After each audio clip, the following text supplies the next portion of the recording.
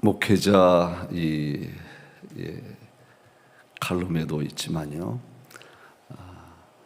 오늘 설교하기 전에 먼저 목양 기도를 하고 또 말씀을 함께 나누기를 원합니다.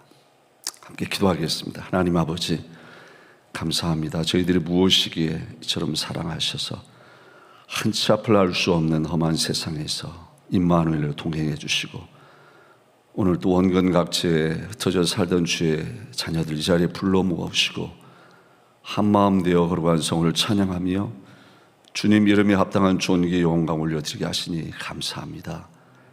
하나님 아버지, 머리 숙인 주의 자녀들 가운데 주의 얼굴을 구하고 주의 도우심을 간절히 사모하는 주의 자녀들이 있습니다.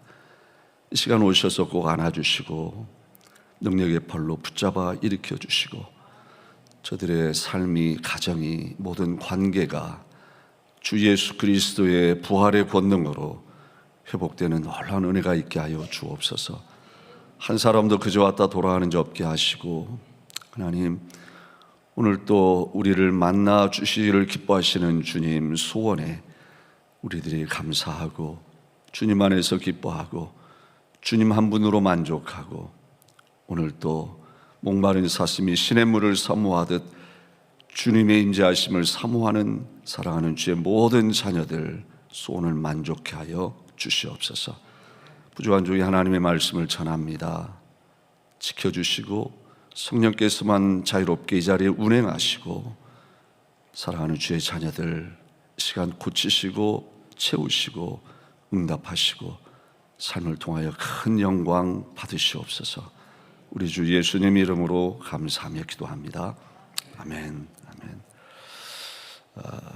김종의 시인 꽃필 차례 시를 다시 한번 소개하면서 오늘 설교를 시작해 볼까 합니다. 여러분 받으신 주보에 목회자 칼럼에도 있는데요, 눈으로 보시고 또 귀로 경청해 보면 좋겠습니다. 우리 살아가는 일 속에 파도 치는 날, 바람 부는 날이 어디 한두 번이랴. 그런 날은 조용히 낯을 내리고 오늘 일을 잠시라도 낮은 곳에 묻어두어야 한다. 우리 사랑하는 일 또한 그 같아서 파도 치는 날, 바람 부는 날은 높은 파도를 타지 않고 낮게 밑물 져야 한다. 사랑하는 이여, 상처받지 않은 사랑이 어디 있으랴. 추운 겨울 다 지내고 꽃필 차례가 바로 그대 앞에 있다. 오늘 창세기 강의 설교 시리즈만 5번째 본문 창세기 41장에 와서 보면 이 시의 제목 꽃필 차례, 이 제목처럼 추운 겨울 다 지나고 꽃필 차례가 요셉에게 찾아왔다, 그런 생각이 듭니다. 사실 지금까지 요셉의 삶은 파도치고 또 바람 부는 날들의 연속이었죠. 근데 이제 와 생각해 보니까 보디발의 집에서 종살이 할 때나 억울하게 옥살이 할 때, 그때는 사실 조용히 닻을 내리고 낮은 곳에서 낮게 밀물 졌던 은총의 날이 아니었나 싶습니다. 그리고 오늘 본문의 이야기는 드디어 그 낮은 곳에서 맺어져 가던 꽃망울이 활짝 피어나는 이야기, 그렇게 우리는 이해해도 무방할 거다 생각이 됩니다. Before and after, 전 그리고 후, 제목과 함께 말씀 여행을 시작해 보겠습니다. 먼저 이 before and after, 전 그리고 후로 나누어지는 이 갈림길에 결정적인 역할을 한 사건이 바로 왕의 꿈이었습니다. 근데 이 바로 왕이 이 꿈을 꿀 때가 오늘 본문 맨 앞에 언제라고 소개가 되냐면 만 2년 후였다고 성경은 정확한 때를 말해주죠. 이런 무엇으로부터의 만 2년 후였을까요? 그것은 아마도 바로 앞장에 나오는 또 하나의 꿈 이야기, 즉 술 맡은 관원장이 꾸었던 그 꿈을 요셉이 해석해 준 대로 옥에서 풀려나서 복직된 때로부터 만 2년 후였을 것입니다. 그러니까 요셉이 이제나 저제나 자신의 억울함이 밝혀지고 옥에서 풀려나기를 학수고대하던 세월이 만 2년이 지났다라는 이야기입니다. 사람은요, 마음이 참 간사해서 아예 기대조차 할 수 없을 때는 기대하지 않기 때문에 실망도 작습니다. 신랄 같은 그러한 기대할 수 있는 것이 생기면 사람의 마음은 그것만 바라보게 되어 있습니다.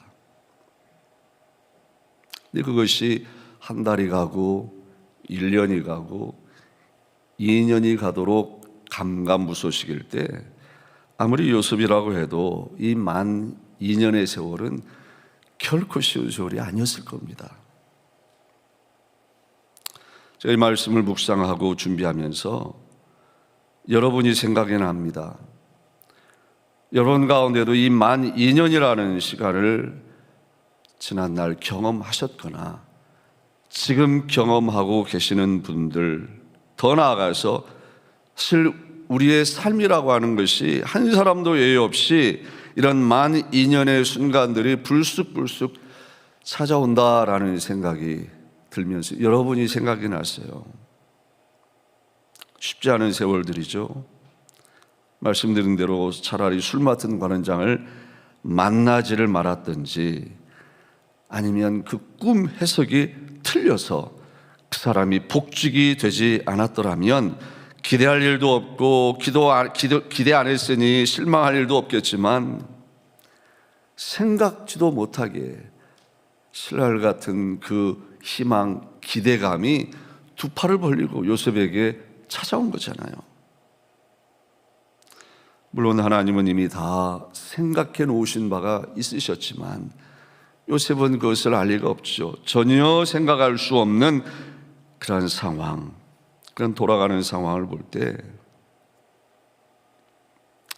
결국 나는 이렇게 이 감옥에서 잊혀진 존재로 종신형을 살지도 모른다는 두려움이 몰려오는 순간이 있었을 것이고, 이제는 술 관원장을 통해서 잡았던 기회마저 이제는 완전히 잃어버렸고 자기는 이제는 소망이 없다, 그런 생각이 들었을 거라, 그런 생각이 듭니다. 여러분이라면 그런 생각이 안 드시겠습니까? 우리는 이렇게 사라지는 소망의 자리에 절망이 먹구름 되어 몰려올 때면 낙담합니다. 그나마 나를 붙잡아 주던 믿음조차 흔들리고 허망하게 우리를 떠나려고 하죠. 가만히 말씀을 준비하면서 생각해 보니까 약 1년 전쯤 매주 휴스턴을 다니면서 비행기 안에서 자동차 안에서 수도 없이 듣던 찬양 중에 내가 쓰러진 곳에서라는 찬양이 떠올랐고, 설교 준비하는 중에 몇 번을 또 다시 들었는지 몰라요. 여러분에도 한번 소개해드린 적이 있는데 이렇게 잘 갖추어진 음향과 영상 시스템을 사용해서 한번 큰 소리로 한번 들어보면 좋을 것 같습니다. 요셉만이겠습니까? 저만이겠습니까? 사실 이거는 우리 모두의 실존적인 모습이죠. 그래서 우리가 주님 앞에 주의 얼굴을 바라보며 불러야 할 찬양이라고 믿습니다. 참 감사한 거는요, 우리가 오랜 어둠 속에서 애타게 주님을 기다릴 때 어김없이 주님은 위로의 빛을 비추어 주시고 절대로 포기하지 않으시는 주님이시라는 것입니다. 그 주님께서 만 2년 후에 요셉의 눈물, 그의 탄식, 그의 기도에 구체적으로 응답하시기 시작하십니다. 엄청난 before와 after, 대단한 반전이 일어나기 시작하죠. 그리고 저는 주님의 이런 대반전의 역사를 보면서 저나 여러분이 똑같이 이런 깨우침을 받으면 참 좋겠다, 그런 생각이 들었는데요. 이 침묵의 만 2년이라는 숫자가 저와 여러분에게 주는 도전의 메시지는 술 맡은 관원장 바라지 말고 하나님을 바라는 거예요. 우리가 이 만 2년 후라는 말씀을 이렇게 하나님을 바라라라는 주님의 사인으로 알고 그렇게 온 마음을 다해서 주님을 바라볼 수 있다면 이 만 2년은 우리에게 축복의 시간입니다. 정말 우리 하나님은 우리의 생사화복을 주관하시는 하나님이시다라고 하는 사실을 믿는다면 어떤 상황 속에서도 우리가 방금 한 아멘, 그 고백을 한다고 하는 것이 사실은 지극한 상식이어야죠. 지극히 당연한 일이어야 하지 않겠습니까? 이러한 놀라운 은총이 우리 모두에게 충만히 임하시기를 축복합니다. 오늘 본문 말씀 우리에게 던지는 또 하나의 이 before와 after, 전과 후의 메시지는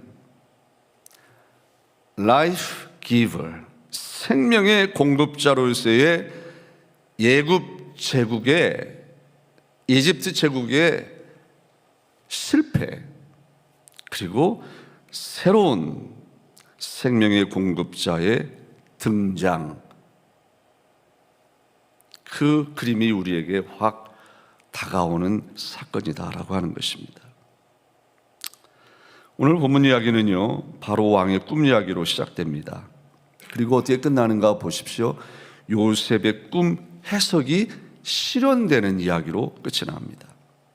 바로 왕의 꿈 이야기는 바로가 나일 강가에서 서 있는 장면으로 시작하고요. 그때 아름답고 살찐 7 암소가 나일강에서 올라와서 갈대밭에서 뜯어먹고 있는 장면, 그리고 잠시 후에 똑같은 나일강가에서 흉하고 파리한 다른 7 암소가 올라와서 아름답고 살찌는 7 암소를 다 잡아먹는 그런 꿈이었습니다. 그리고 곧이어 또 다른 꿈을 하나 꾸게 되는데 내용은 똑같고 그 대신 소 대신에 이삭으로 똑같은 이야기가 진행이 됩니다. 근데 놀라운 것은 꿈을 꾼 바로 왕은 물론이지만 예굽 전역에 내노라 하는 이 꿈 해석에 관한 전문가라고 하는 사람 중에 어느 누구도 해석할 수 없었다는 겁니다. 근데 정작 더 놀라운 것은 그 꿈의 내용이었습니다. 왜냐하면 그 당시 사람들은 대대손손 모든 사람들이 진리인 것처럼 철석같이 믿고 있던 것이 완전히 거짓임이 드러나는 꿈의 내용이었기 때문입니다. 이게 뭐냐면 그들에게 있어서 life giver, 생명줄, 젖줄은 나일강이었다라고, 나일강이라고 그들은 철석같이 믿었는데 나일강이 흉하고 파리한 7 암소, 즉 가늘고 통풍에 마른 7 이삭의 상징으로 변해버린 꿈의 내용이었다 그 말입니다. 참고로 한번 이 지도를 한번 보시면 좀 작지만요, 쭉 빅토리아 호수 아래에서부터 쭉 그 지중해 위까지 올라가는 거기에 고대 문명이 활발하게 화려하게 꽃을 피운, 특별히 나일강의 기적, 이집트의 문명이 꽃을 피게 된, 그래서 이 고대로부터 이집트인들, 애굽 사람들은 이 나일강에 따라서 생사, 화복이 이렇게 결정되었다라고 그들은 철저하게 믿고 그렇게 살았습니다. 근데 지금 바로가 꾼 꿈의 내용은 뭡니까? 더 이상 나일강이 생명을 공급해 줄 수 있는 펑션이 끝났다라는 얘기입니다. 그리고 이 꿈 내용이 놀라운 이유는 그것뿐만이 아닙니다. 이 내용의 꿈을 2번씩이나 꾸었음에도 그 내용조차 파악할 수 없었던 애굽 바로 왕의 모습도 놀랍고, 그런 바로의 모습은 사실 엉뚱한 데 살 소망을 두고 살아가는 모든 인생들의 상징적인 모습인데, 그것을 알지 못한 채 여전히 거짓 꿈을 쫓아가면서 살 소망을 버리면서 산다고 하는 우리들의 현실이 사실 더 놀랍습니다. 사랑하는 성도 여러분, 우리 하나님은 라이프 세이버, 우리의 생명을 구원하시는 분이시기 이전에 그분은 생명을 주시는, 공급해 주시는 라이프 기버이신 줄을 믿으시기를 바랍니다. 일찍이 다윗은 그 점을 이렇게 고백합니다. 모든 사람의 눈이 주를 앙망하오니 주는 때를 따라 그들에게 먹을 것을 주시며 손을 펴사 모든 생물의 소원을 만족하게 하시나이다.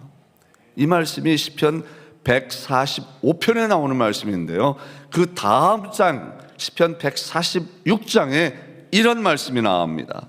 귀인들을 의지하지 말라. 도울 힘이 없는 인생도 의지하지 말지니 그들의 호흡이 끊어지면 흙으로 돌아가서 그날에 그의 생각이 다 소멸하리로다.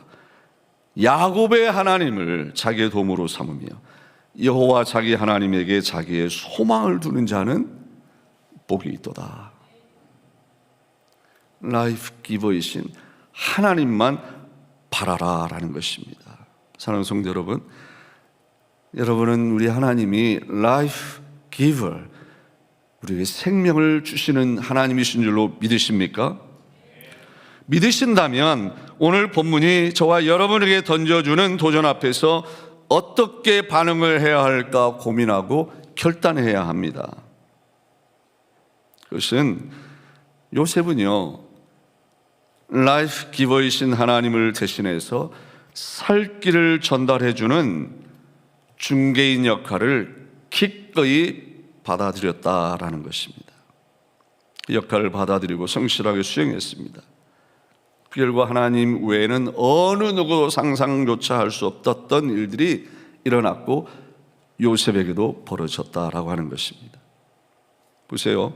만 2년 후에 요셉의 말대로 요셉은 말 그대로 하늘이 내린 절호의 기회를 잡습니다. 하늘이 내린 절호의 기회였습니다. 자신의 억울함이 풀릴 수 있는 기회, 자유인이 되어 집으로 돌아갈 수 있는 기회가 제 발로 걸어온 겁니다. 이런 마당에 요셉은 어떻게 해서든 자신의 능력을 바로왕 앞에 보여주고 이번 기회에 자신의 이미지를 확실하게 바로왕의 생각 속에 각인시킬 수 있는 그런 기회였습니다. 근데 요셉은 이번에도 바보 같은 말과 행동을 합니다. 그것이 바로 15절, 16절에 아주 생생하게 기록이 됩니다. 바로가 요셉에게 이르되 내가 한 꿈을 꿨으나 그것을 해석하는 자가 없더니 들은즉 너는 꿈을 들으며 능히 푼다 하더라. 이것은요, 바로 왕이 자기의 체면을 몽땅 저 나일강에다 처박아 버리고 정말 가장 낮은 자리에서 자기가 앉아 있어야 될 그 자리에 요셉을 올려놓고 비포와 대단한 애프터죠. 그러면서 요셉의 도움을 구하는, 구걸하는 그런 애청입니다. 그것을 해석하는 자가 없더니 들은즉 너는 꿈을 들으면 능히 푼다 하더라. 그랬을 때 요셉이 했던 반응을 보십시오. 요셉이 바로에게 대답하여 이르되 내가 아니라 하나님께서 바로에게 편안한 대답을 하시리이다. 자기 이름은 쏙 빼놨어요. 하나님 이야기만 한 거예요. 내가 아니라 하나님이 하신다는 거예요.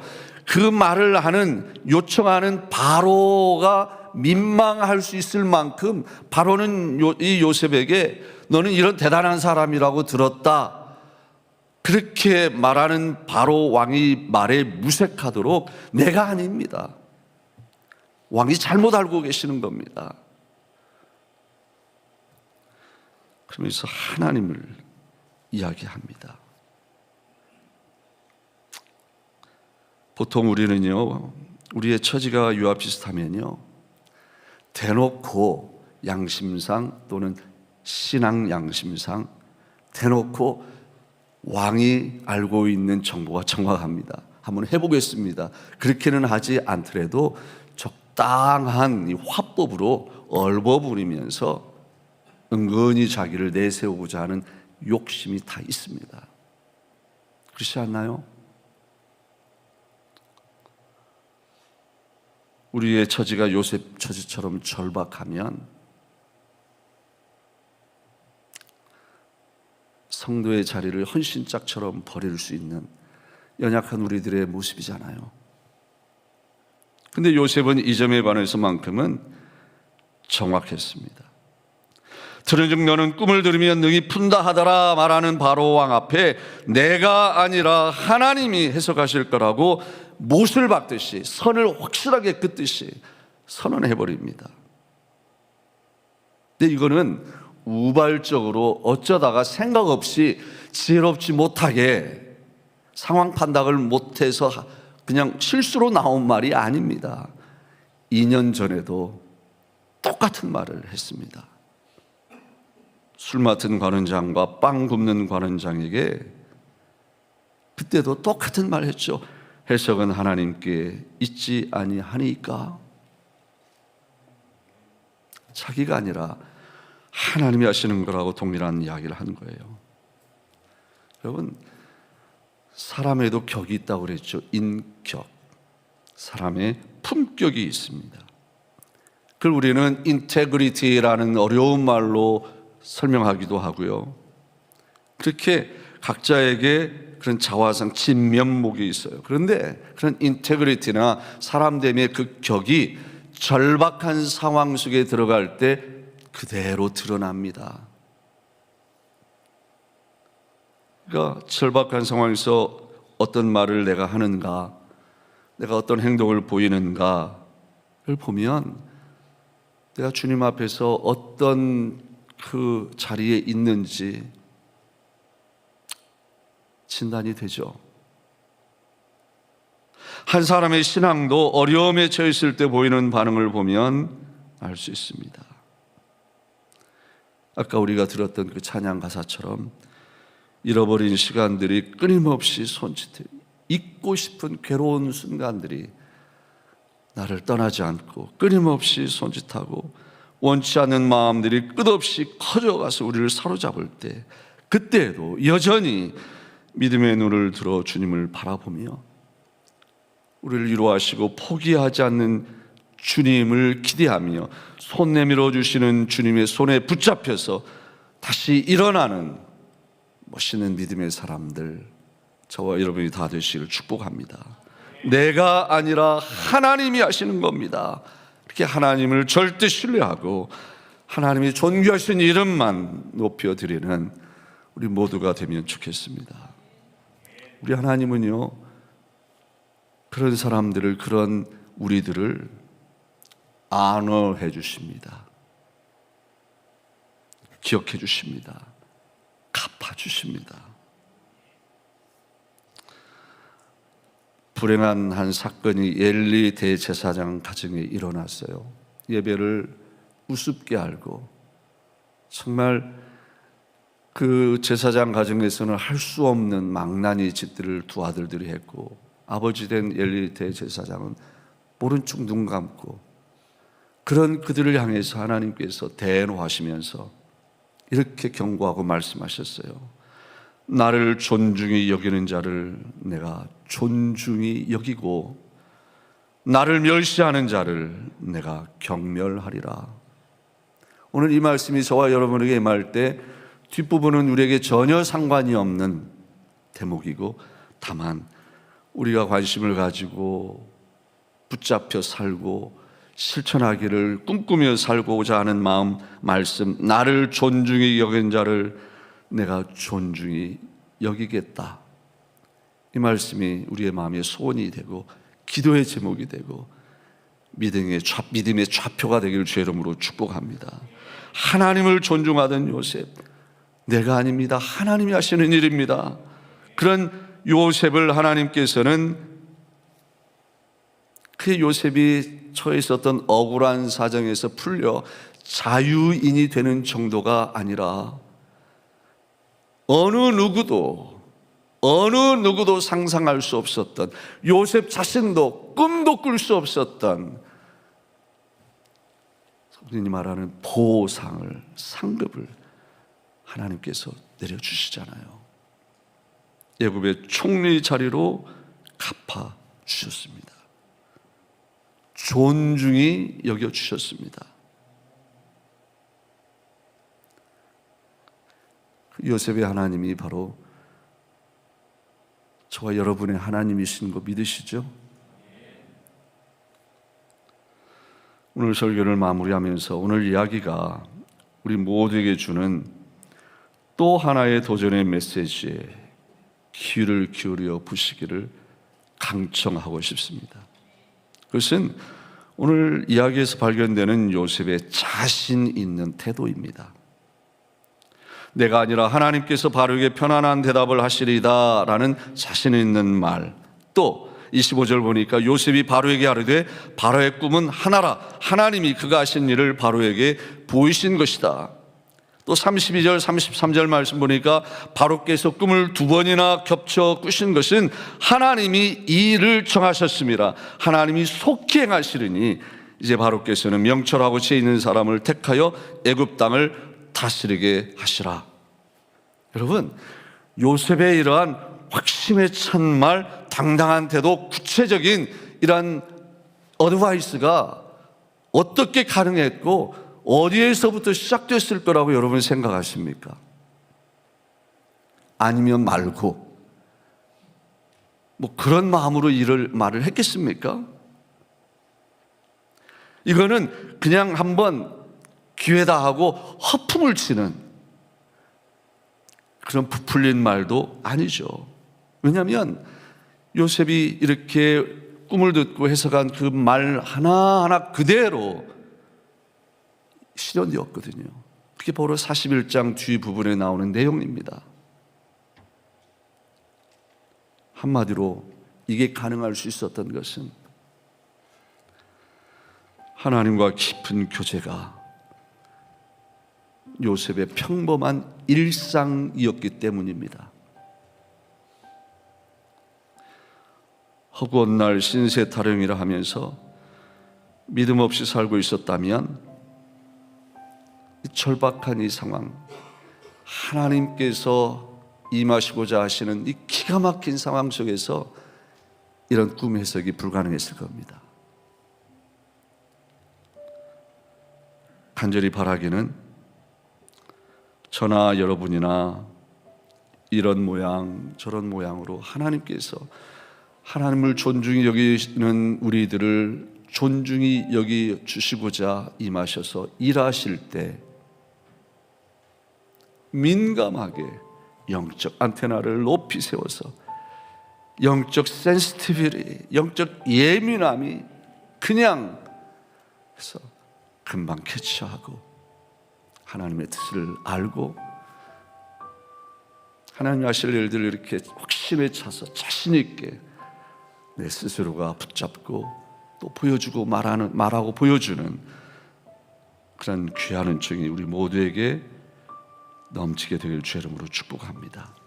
우리가 살아가는 일 속에 파도치고 바람 불어서 높은 파도에 낮게 밀물져야 할 때나 추운 겨울 눈보라가 몰아칠 때나 내 평생에 가는 길이 순탄하고 늘 잔잔한 강 같을 때나 아니면 큰 풍파가 불어와서 무섭고 어려울 때나 꽃피게 하시는 예수 그리스도와 매일 매 순간 동행하시기를 주의 이름으로 축복합니다. 우리의 비포와 애프터 중간에 사랑으로 찾아와 좌정하시고 다스리시고 돌봐주시는 주님의 이 놀라운 은총이 여러분 모두에게 충만하시기를 주의 이름으로 축복합니다.